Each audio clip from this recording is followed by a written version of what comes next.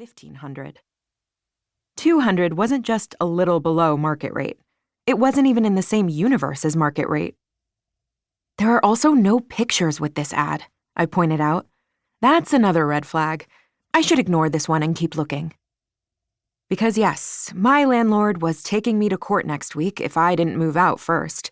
And yes, living in an apartment this cheap would really help me get on top of my shit, and maybe even keep me from ending up in this exact situation again in a few months.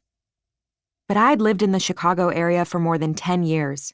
No deal in Lincoln Park this good came without a huge catch. Cassie. Sam's tone was quiet, patient, and more than a little patronizing. I reminded myself he was only trying to help in his very Sam way and bit my tongue.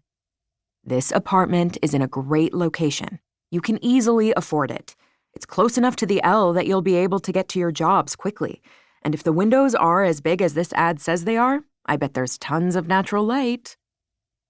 My eyes widened. I hadn't thought of the lighting in the apartment when I'd read the ad.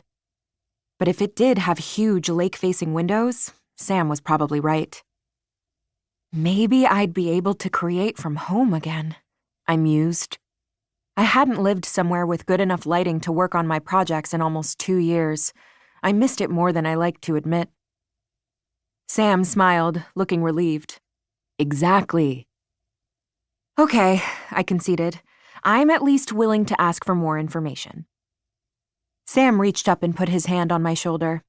His warm, steady touch calmed me, just as it had every time I'd needed it to since we were kids. The knot of anxiety that had taken up what felt like permanent residence in the pit of my stomach these past 2 weeks began to loosen. For the first time in ages, it felt like I could breathe again. We'll see the apartment and meet the roommate first, of course, he said very quickly.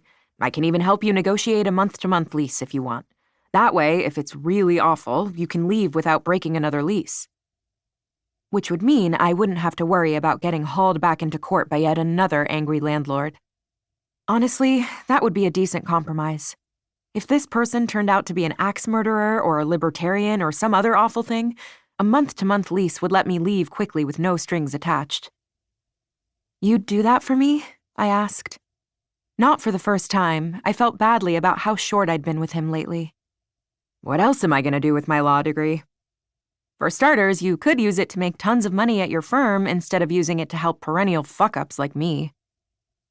I'm making tons of money at my firm either way, he said, grinning. But since you won't let me loan you any of that money, I won't, I agreed. It had been my choice to get an impractical graduate degree and end up hopelessly in student loan debt with few job prospects for my troubles. I wasn't about to make that anyone else's problem. Sam sighed. You won't, right. We've been over that. Repeatedly.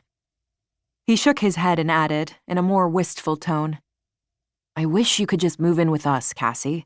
Or with Amelia. That would solve everything. I bit my lip and pretended to study the Craigslist ad intensely to avoid having to look at him.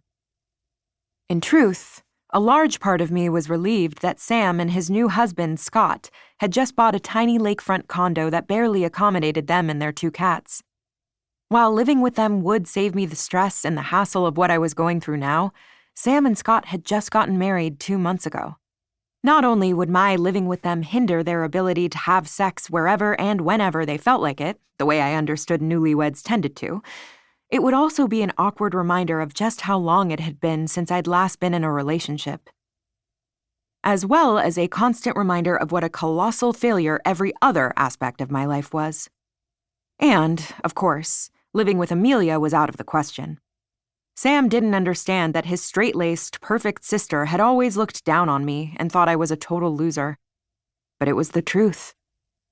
Honestly, my finding a place to live that was neither Sam and Scott's new sofa nor Amelia's loft in Lakeview was best for all of us. I'll be fine, I said, trying to sound like I believed it. My stomach clenched a little at the look of concern that crossed Sam's face. No, really, I'll be okay. I always am, aren't I? Sam smiled and tousled my too short hair, which was his way of teasing me. Normally, I didn't mind, but I'd cut my hair pretty dramatically on a whim a couple weeks ago because I was frustrated and...